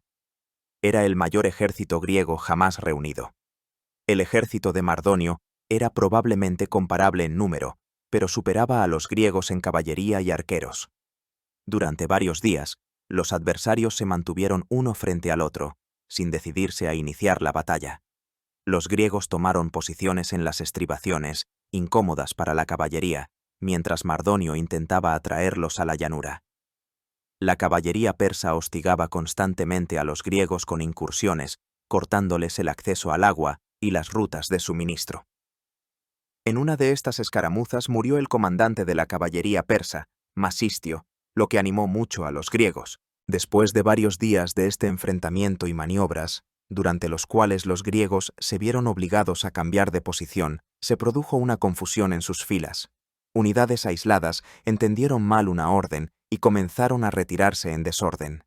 Mardonio, al ver esto, pensó que los griegos huían. Era su oportunidad. Exclamó que ahora no se le escaparían y lideró a su mejor infantería, los persas, directamente contra el flanco espartano, que se había quedado cubriendo la retirada. Comenzó la batalla decisiva. Los espartanos y tegeatas resistieron el primer embate y la lluvia de flechas. Luego, ellos mismos contraatacaron. Se entabló un feroz combate cuerpo a cuerpo. En el centro de la batalla, rodeado de su guardia, luchaba el propio Mardonio sobre un caballo blanco. Era un guerrero valiente, y su presencia inspiraba a los persas. Pero en el fragor del combate, un espartano llamado Arimnesto le arrojó una piedra y lo mató en el acto. La muerte del comandante fue un golpe fatal para el ejército persa. Privados de su líder, los persas vacilaron y emprendieron la huida. Su retirada se convirtió en una carnicería. Los griegos los persiguieron hasta su campamento fortificado que, tras un feroz asalto en el que destacaron los atenienses, fue tomado. En el campamento comenzó la masacre. Casi todo el ejército persa que había quedado en Grecia fue aniquilado. Sorprendentemente, el mismo día que los griegos obtuvieron la victoria en Platea, su flota logró otra victoria aplastante en el otro extremo del mar Egeo. Los restos de la flota persa estaban anclados en el cabo Mícala, en la costa de Asia Menor. La flota griega, bajo el mando del rey espartano Leotíquidas y el ateniense Jantipo, los atacó. Los persas, inseguros de sus fuerzas, vararon sus naves y construyeron una fortificación a su alrededor. Pero los griegos desembarcaron tropas y, tras un furioso asalto, tomaron el campamento, quemaron las naves persas y exterminaron al ejército de tierra. La victoria en Mícala provocó una revuelta masiva de las ciudades griegas de Jonia contra el dominio persa. La doble victoria en Platea y Mícala puso fin definitivamente a las guerras médicas en territorio de la propia Grecia. La amenaza de esclavitud había sido eliminada. El imperio persa había sufrido una derrota aplastante. El último león de Persia, Mardonio, estaba muerto. Para Jerjes, la noticia de estas derrotas fue el último clavo en el ataúd de sus ambiciones europeas. El regreso de Jerjes a Persia tras el fracaso de la campaña griega marcó el comienzo de una etapa completamente nueva en su reinado y en su vida. La fase de grandes conquistas, iniciada por Ciro y continuada por Cambises y Darío, había llegado a su fin. El imperio había alcanzado sus límites naturales en el oeste y había recibido una dolorosa lección: el pequeño pero amante de la libertad. Mundo de las polis griegas resultó ser un hueso demasiado duro de roer. Para Jerjes, cuyo ascenso al trono estuvo ligado a la promesa de superar las hazañas de su padre, esto fue una humillación personal y política profundísima. Ahora necesitaba encontrar una nueva forma de afirmar su grandeza, desviando la colosal energía y los recursos del imperio de la expansión externa al desarrollo interno y la ostentación de lujo. Jerjes nunca más volvió a liderar personalmente campañas militares. Se sumergió en una grandiosa actividad constructora, esforzándose por dejar tras de sí monumentos que eclipsaran todo lo creado antes que él. El centro de su atención fue la capital ceremonial del imperio, Persépolis, fundada por su padre Darío. Si Darío sentó las bases, fue bajo Jerjes cuando Persépolis adquirió ese aspecto monumental y deslumbrante cuyas ruinas nos asombran todavía hoy. Terminó la construcción del enorme palacio de su padre, pero eso no le bastó. Erigió su propio palacio, aún más lujoso, conectado al de Darío por una escalera decorada con los famosos relieves que representan a sirvientes llevando manjares para el banquete real. Pero la joya de su programa de construcción fue una gigantesca sala de recepciones, la Apadana, que podía albergar hasta 10.000 personas. Su techo estaba sostenido por 72 colosales columnas de más de 20 metros de altura, coronadas por capiteles en forma de toros o grifos bicéfalos. Las paredes y escaleras de la Apadana estaban decoradas con magníficos bajorrelieves, cuyo tema principal era la idea de unidad y orden en el imperio. Delegaciones de los 23 pueblos sometidos, desde lidios y babilonios hasta escitas e indios, aparecen representadas marchando en solemne procesión para traer regalos al gran rey. Era la ideología aqueménida congelada en piedra, el rey como centro del universo, a quien todos los pueblos del mundo sirven obedientemente, trayéndole sus riquezas. Otra estructura monumental de Jerjes fueron las llamadas Puertas de todas las Naciones. Era una majestuosa entrada al complejo palaciego, custodiada por gigantescas figuras de toros alados con cabeza humana, tomadas del arte asirio. Una inscripción en estas puertas, hecha en 3 idiomas, persa antiguo, elamita y babilonio, proclamaba que él, Jerjes, gran rey, rey de reyes, por voluntad de Ahura Mazda, construyó estas puertas de todas las naciones. Esta fiebre constructora tenía un doble sentido. Por un lado, daba trabajo a miles de personas y demostraba las inagotables riquezas del tesoro. Por otro, era una forma de propaganda, un intento de compensar el fracaso militar en Grecia, creando la imagen de un rey constructor, un rey pacificador que mantenía el orden y la prosperidad dentro de sus vastos dominios. Persépolis debía ser el escaparate del imperio, su corazón de piedra que asombrara la imaginación de embajadores y tributarios. Sin embargo, detrás de esta brillante fachada de arquitectura monumental se escondía una realidad muy diferente. La corte del gran rey se convertía cada vez más en una jaula de oro, en un nido de intrigas, celos y conspiraciones. A medida que Jerjes se alejaba de los asuntos estatales y militares, las camarillas cortesanas, los eunucos y las mujeres del harén real adquirían cada vez más influencia. El harén aqueménida no era simplemente el lugar donde vivían las esposas y concubinas del rey. Era una compleja institución política. Las reinas madres, como la autoritaria Atosa, a menudo tenían una enorme influencia sobre sus hijos. La esposa principal del rey, sus hijos, así como los hijos de otras esposas y concubinas, luchaban constantemente por el poder y el estatus de heredero. En esta atmósfera sofocante, llena de susurros y veneno, prosperaban las conspiraciones. Las fuentes griegas, principalmente el historiador Ctesias, que sirvió como médico en la corte persa una generación más tarde, pintan un cuadro sombrío de los últimos años del reinado de Jerjes. Describen al rey como un hombre entregado por completo al libertinaje y al lujo, de voluntad débil y gobernado por sus pasiones. Un lugar central en estos relatos lo ocupa una escandalosa historia relacionada con su familia. Según Heródoto, Jerjes se enamoró de la esposa de su hermano Masistes. Al ser rechazado, decidió casar a su hijo Darío con la hija de esta mujer, Artainta, con la esperanza de acercarse así al objeto de su pasión.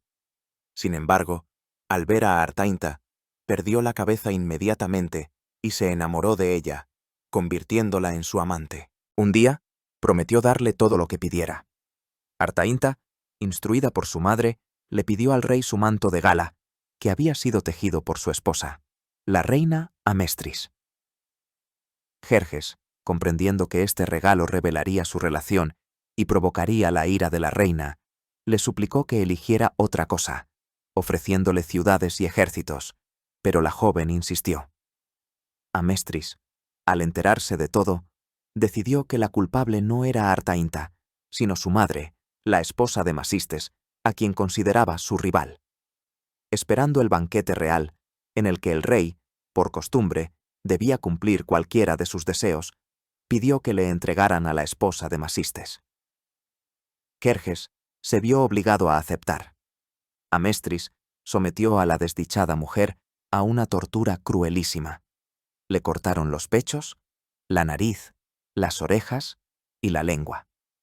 Masistes, al enterarse, intentó levantar una rebelión en su satrapía de Bactria, pero fue interceptado y asesinado junto con sus hijos. Esta historia, aunque esté adornada por los autores griegos, ilustra perfectamente la atmósfera de crueldad, celos y anarquía que reinaba en la corte. El rey que no pudo conquistar Grecia se mostró impotente para poner orden en su propia casa. Su autoridad decaía. Se aislaba cada vez más en sus lujosos palacios, rodeado de aduladores e intrigantes. Su poder, antaño absoluto, se volvía cada vez más nominal. El poder real lo adquirían quienes tenían acceso a él: el jefe de la guardia de palacio, el eunuco principal, los sátrapas influyentes. El imperio, privado de una mano fuerte y de grandes objetivos, comenzó a sumirse lentamente en el estancamiento. La construcción de palacios no podía sustituir las victorias militares. Los relieves que representaban a pueblos sumisos ocultaban cada vez peor la creciente tensión en las fronteras. La derrota en Grecia no condujo a la desintegración inmediata del Estado, pero asestó un golpe irreparable a su prestigio y al mito de su invencibilidad. Jerjes, que heredó de su padre el mayor imperio del mundo, no pudo expandirlo. Solo le quedaba intentar conservar lo que tenía, convirtiéndose gradualmente de un temible conquistador en un prisionero de su propio lujo, un rey en una jaula dorada que él mismo había construido, y los barrotes de esa jaula se iban cerrando lentamente. El ocaso de la vida de Jerjes fue tan dramático como su ascenso a las cimas del poder. La brillante fachada de Persépolis, con su oro y lapislázuli, ocultaba profundas grietas que con el tiempo se convirtieron en un abismo que engulló al propio rey. Los últimos años de su reinado no solo estuvieron marcados por tragedias familiares e intrigas cortesanas, sino también por un creciente descontento entre la alta nobleza persa.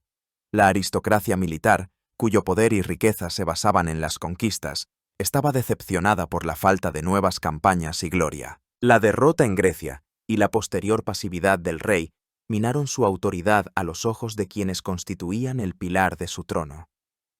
En esta atmósfera de murmuraciones ocultas y cansancio del monarca envejecido, maduró una conspiración. En el corazón mismo de la corte persa, en el círculo más cercano al rey, surgieron personas que decidieron acelerar el cambio de poder. Las figuras principales de esta conspiración fueron los dos hombres más influyentes del imperio después del propio Jerjes. El primero era Artabano, de origen hircanio, jefe de la Guardia Real, comandante de aquellos mismos inmortales que debían proteger la vida del monarca. Era un hombre de confianza de Jerjes, alguien que tenía acceso a las cámaras reales a cualquier hora del día o de la noche. Su posición le otorgaba oportunidades únicas para organizar un golpe de Estado. El segundo conspirador clave fue el eunuco Aspamitres, el chambelán real. Los eunucos desempeñaban un papel enorme en la corte aqueménida. Privados de la posibilidad de tener su propia familia y ambiciones dinásticas, a menudo se convertían en los sirvientes más leales del trono. Pero su cercanía al rey y el control sobre el acceso a él también les conferían un poder colosal, que podían utilizar para sus propios fines. Aspamitres, al parecer, fue uno de los que decidió que había llegado el momento de cambiar de amo. El objetivo de la conspiración era simple: matar a Jerjes y colocar en el trono a uno de sus hijos, que se convertiría en una marioneta en manos de Artabano y Aspamitres. Jerjes tenía 3 hijos de la reina Amestris: el mayor, Darío, que ya había sido declarado heredero; el mediano, Histaspes; y el menor, Artajerjes. Artabano apostó por el más joven, Artajerjes, probablemente calculando que sería más fácil de manejar.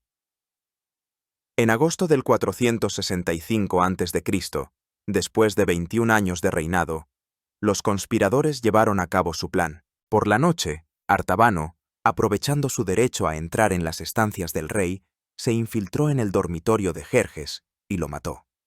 El gran rey, cuyo ejército una vez hizo temblar a medio mundo, fue asesinado mientras dormía en su propio palacio. Pero el asesinato del rey fue solo el primer paso. Ahora había que legitimar el golpe y eliminar al heredero legítimo. Y aquí Artabano jugó una combinación diabólica. Inmediatamente después del asesinato, fue a las habitaciones del príncipe más joven, Artajerjes.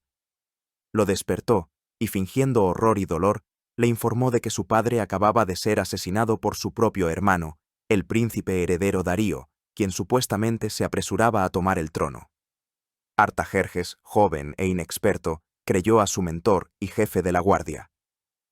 Fuera de sí por la rabia y el dolor, acompañado por los hombres de Artabano, irrumpió en las habitaciones de su hermano mayor, Darío, y sin darle siquiera la oportunidad de defenderse, lo mató. De este modo, Artabano, utilizando a un príncipe, eliminó al otro, despejando el camino al trono para su marioneta. El hermano mediano, Histaspes, se encontraba en ese momento en su satrapía de Bactria, y de momento no representaba una amenaza inmediata. Artajerjes. Primero fue proclamado nuevo rey. Durante un tiempo, Artabano fue el gobernante de facto del imperio. Había alcanzado la cima del poder. Pero sus ambiciones, al parecer, iban aún más lejos. Según algunas fuentes, planeaba eliminar también a Artajerjes para ocupar él mismo el trono. Sin embargo, el joven rey no resultó ser tan simple como el conspirador creía. O bien fue advertido por algún cortesano leal. Las fuentes mencionan al sátrapa Megabizo. O bien él mismo desentrañó el juego de Artabano. Cuando Artabano intentó matar también a Artajerjes, éste estaba alerta. En la lucha que siguió, el joven rey venció y mató al asesino de su padre. Luego acabó también con el resto de los conspiradores, incluido el eunuco Aspamitres. Para consolidar finalmente su poder, Artajerjes tuvo que librar una guerra contra su hermano rebelde Histaspes en Bactria, a quien finalmente derrotó y mató. El baño de sangre que comenzó con el asesinato de Jerjes llegó a su fin. Un nuevo rey, Artajerjes I Longímano, se estableció en el trono de Persia, pero su reinado comenzó con fratricidio y traición. Así terminó la vida de Jerjes I. Heredó un imperio estable y poderoso, llevado a su apogeo por su padre. Gobernó durante más de 2 décadas, dejando tras de sí magníficos monumentos arquitectónicos. Pero en la memoria de la posteridad, especialmente en Occidente, no quedó como un gran constructor, sino como el hombre que sufrió una derrota monumental en Grecia. Su asesinato se convirtió en un presagio siniestro. Aunque el imperio aqueménida perduró más de 100 años, las semillas de la decadencia habían sido sembradas. Los golpes de palacio, los asesinatos de reyes y las luchas por el trono entre hermanos se convirtieron en un motivo recurrente en su historia posterior. El orden de hierro establecido por Darío comenzó a fallar. La daga que cegó la vida de Jerjes en el silencio nocturno de su palacio no solo le hirió a él, sino a toda la dinastía, una herida de la que nunca pudo recuperarse del todo, hasta que fue finalmente destruida por la espada de otro conquistador, llegado de Occidente, Alejandro Magno. La historia rara vez es justa. No es un juez imparcial, sino más bien un artista que pinta retratos por encargo de los vencedores. Y en la galería de la historia mundial cuelgan dos retratos completamente diferentes de Jerjes. Están pintados con colores diferentes, desde perspectivas diferentes, y es casi imposible reconocer en ellos a la misma persona. El primer retrato, el más famoso, fue pintado por los griegos. Es el Jerjes que conocemos por los 300 espartanos, por las obras de Heródoto, por la tragedia de Esquilo los persas. Es una caricatura, un símbolo del despotismo oriental, de la soberbia y la barbarie. En esta imagen, Jerjes es un tirano loco que azota el mar, un déspota caprichoso y afeminado, rodeado de eunucos y concubinas.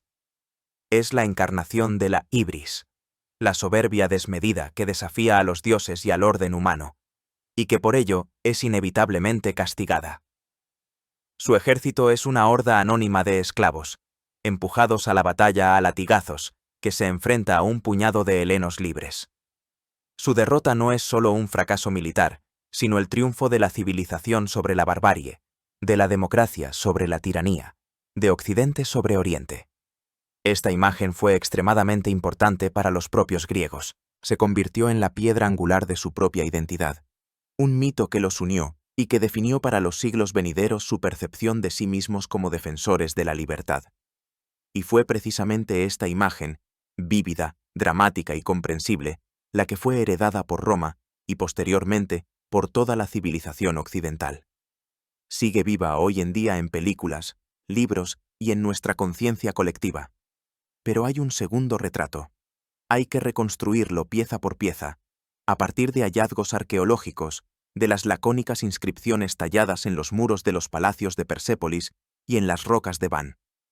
Este retrato carece del dramatismo griego, pero quizás esté más cerca de la verdad. Es Jerjes, el rey aqueménida, heredero de una gran dinastía. En sus propias inscripciones, se presenta como un piadoso seguidor de Ahura Mazda, un gobernante sabio que mantiene el orden en su vasto y multinacional imperio. No es un bárbaro, sino el portador de una civilización antigua y muy desarrollada, que en muchos aspectos superaba a la griega contemporánea. Su imperio era un modelo de organización administrativa y de tolerancia religiosa. En este retrato persa, la campaña a Grecia no es un acto de soberbia demencial, sino la continuación lógica de la política imperial. Es un intento de castigar a los rebeldes, asegurar las fronteras e incluir en el sistema ordenado de la paz persa a una periferia inquieta y caótica. Su actividad constructora en Persépolis no es el capricho de un tirano, sino la creación de un centro sagrado que simboliza la armonía y la prosperidad bajo el gobierno de un monarca legítimo. Su derrota es, sin duda, una tragedia, pero no el fin del mundo. El imperio resistió y prosperó durante muchas décadas más, y su asesinato no es un castigo divino por la hybris, sino el resultado trágico, pero bastante típico de las monarquías de la época, de las intrigas palaciegas. Entonces, ¿quién es el verdadero Jerjes?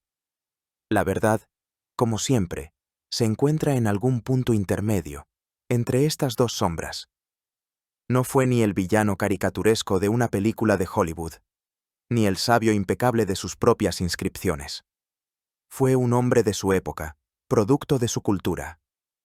Fue un monarca poderoso, dotado de un poder casi ilimitado, y como muchos de esos monarcas, fue capaz tanto de la grandeza como de la crueldad y de cometer errores fatales. Su legado es dual. Para Occidente, siempre será el antagonista, el telón de fondo sobre el que brillan con más intensidad la hazaña de Leónidas y la astucia de Temístocles. Se convirtió en ese otro, en cuya confrontación Europa se concibió por primera vez como un todo. Pero para la historia de Persia y de todo el antiguo Oriente, es uno de los grandes Aqueménidas, un rey constructor, un gobernante bajo cuyo mandato el imperio, a pesar del fracaso militar, continuó siendo el centro del mundo civilizado. La verdadera historia de Jerjes. Primero es la tragedia de un hombre que heredó un legado demasiado grande y se fijó un objetivo demasiado grandioso. Quiso estar a la altura de su padre Darío y de su abuelo Ciro, pero el destino dispuso otra cosa. Pasó a la historia no como el conquistador de Grecia, sino como aquel a quien Grecia derrotó. Y en esto reside la principal ironía de su destino. Queriendo absorber la Hélade, sin saberlo, ayudó a que naciera, uniéndola frente a una amenaza común. El gran rey, sin desearlo, se convirtió en uno de los padrinos de esa misma civilización occidental, que durante siglos lo convirtió en su principal enemigo. Tales son las paradojas de la historia, en las que la grandeza y la derrota, la gloria y la infamia, resultan estar indisolublemente ligadas. La sombra de Jerjes todavía se proyecta sobre nosotros, recordándonos la fragilidad de los imperios, la imprevisibilidad del destino y cómo una sola guerra perdida puede cambiar para siempre la faz del mundo. Gracias por acompañarnos en este largo viaje.